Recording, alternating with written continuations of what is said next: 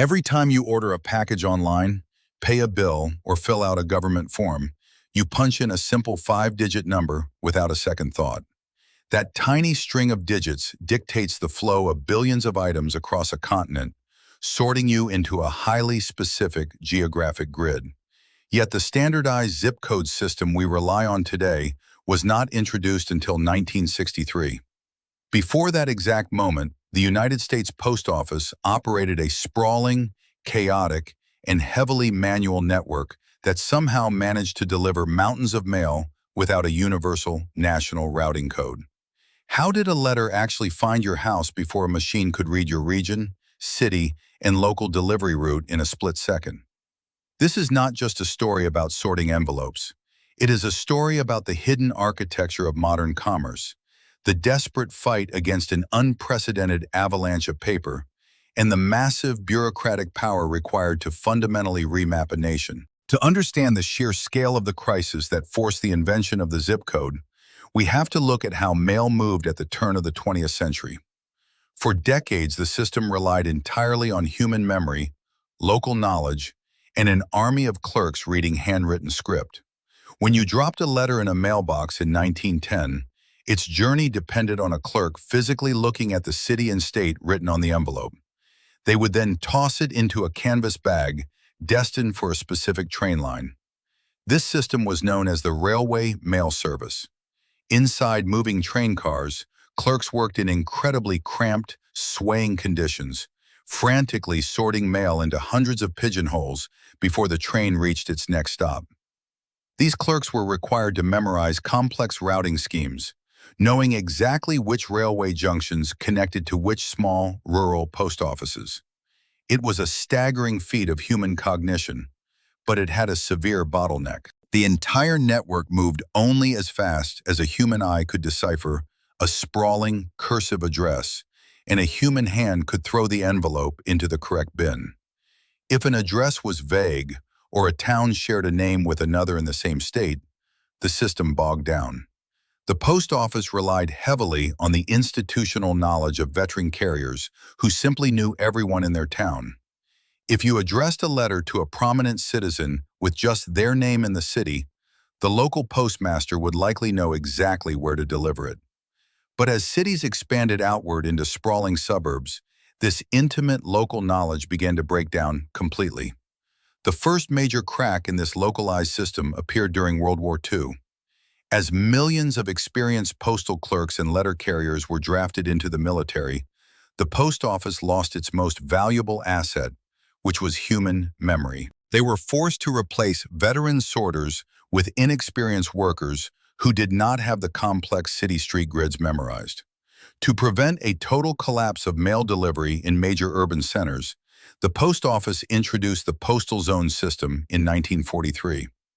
Under this wartime measure, large cities were divided into numbered districts. A resident of Chicago might suddenly find themselves living in Chicago 11, Illinois. This two-digit zone number was a crucial precursor to the modern zip code. It allowed a brand new postal clerk to instantly sort a letter destined for a specific neighborhood, without needing to know which streets fell under which local post office branch. The zone system saved the wartime mail, but it was only implemented in about 130 major cities. The vast majority of the country remained unzoned. When the war ended, America experienced an unprecedented economic boom, a massive surge in population, and the explosive growth of the suburban middle class. With this prosperity came an absolute avalanche of paper. Suddenly, the mail wasn't just personal letters, it was a tsunami of magazines, catalogs, credit card bills, and direct mail advertising.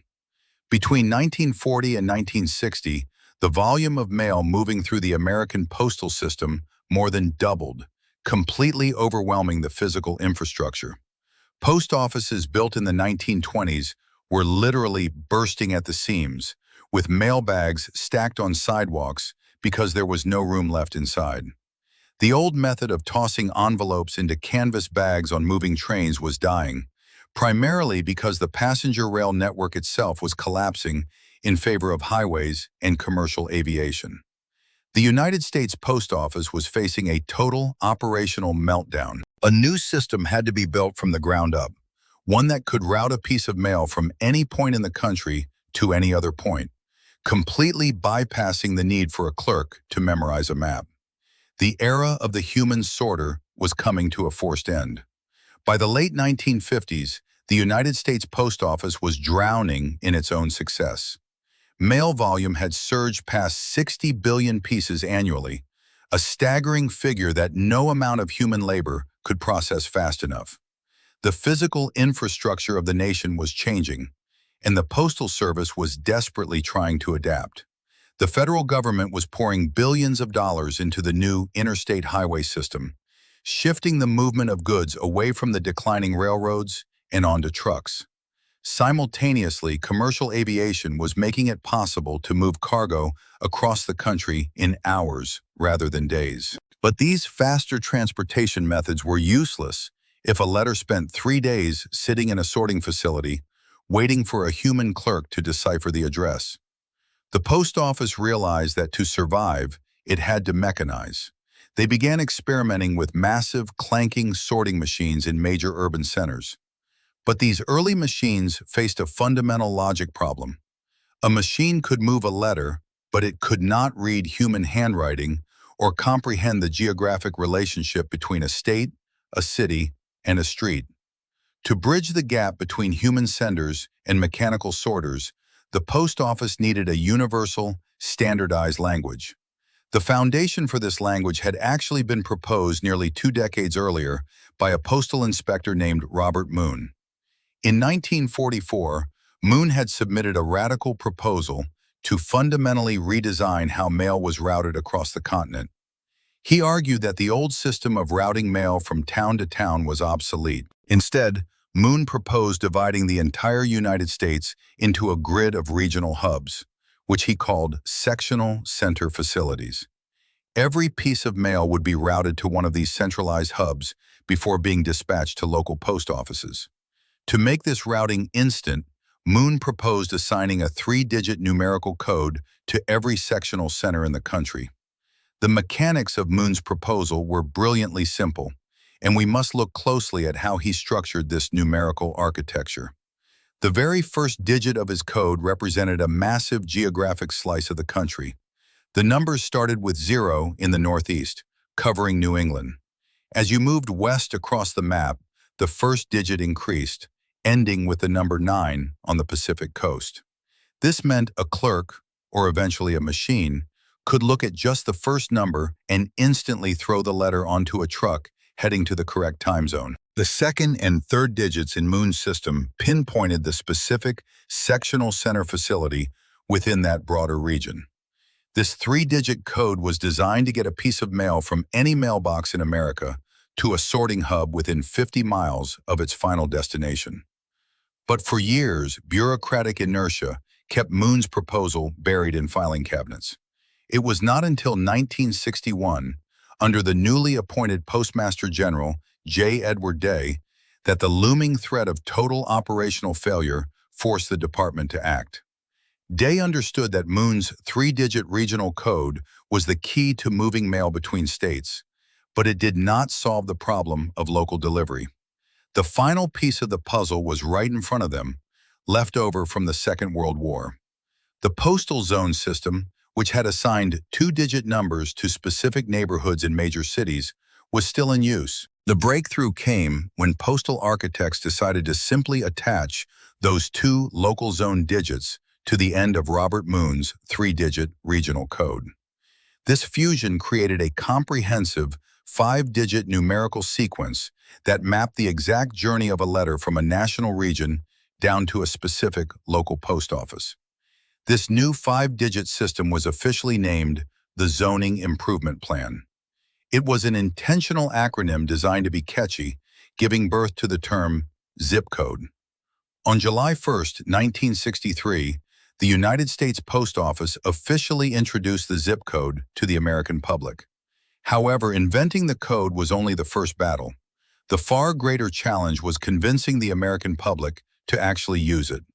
The early 1960s were a time of increasing anxiety about automation and the dehumanization of modern life. The telephone company was simultaneously forcing the public to switch from named phone exchanges to all-number dialing, a move that sparked fierce protests and anti-digitization campaigns.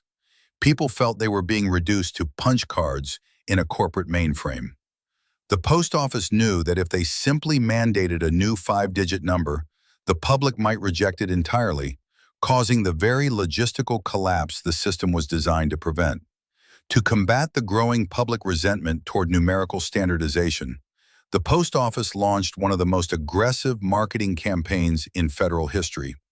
They needed a friendly face to soften the rigid, bureaucratic nature of the five-digit code.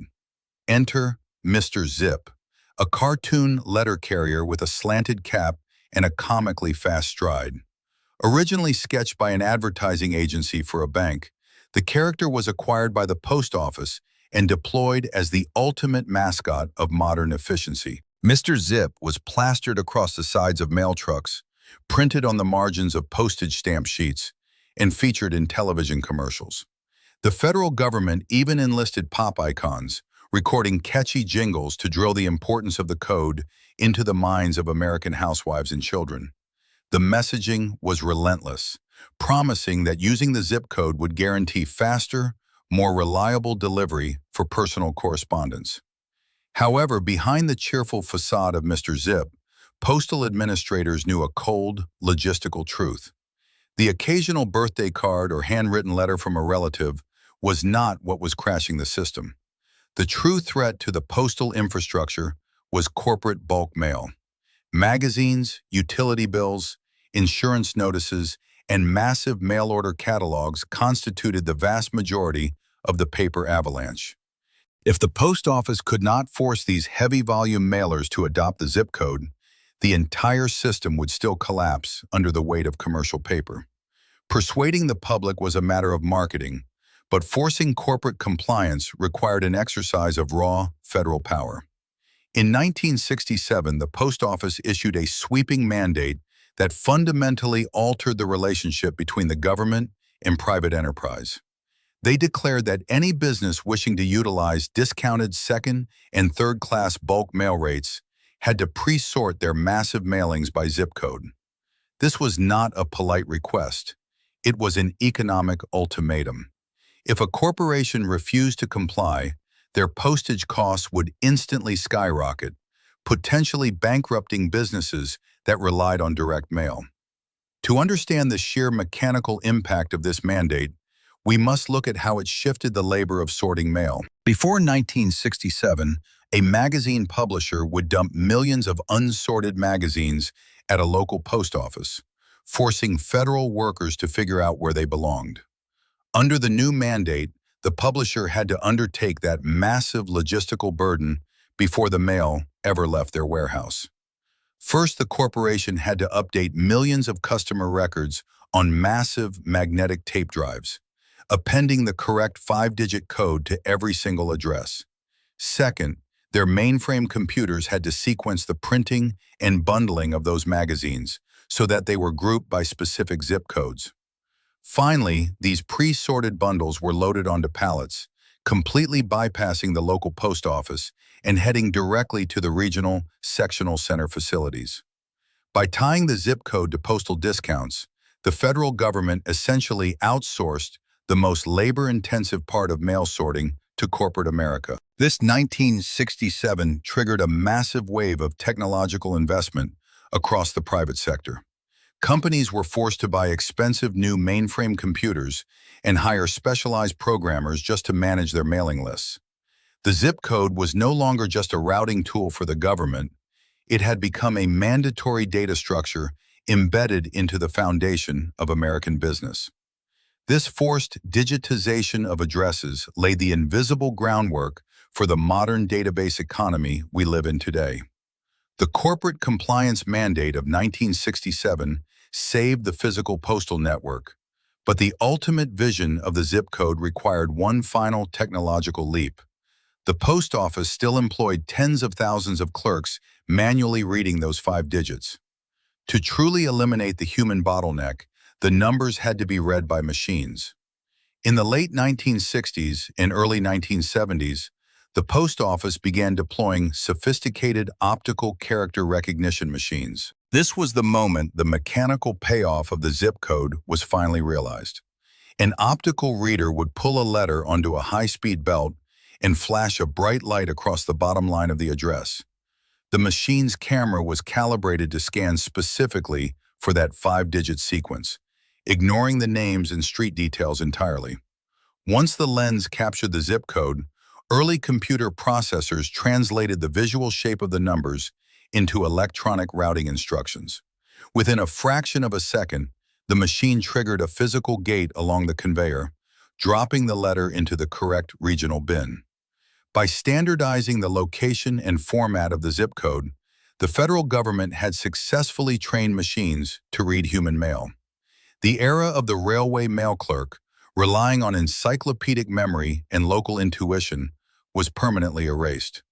The victors in this transition were clearly defined by efficiency and scale. The United States Post Office avoided systemic collapse, successfully handling volumes of mail that would have broken the old network.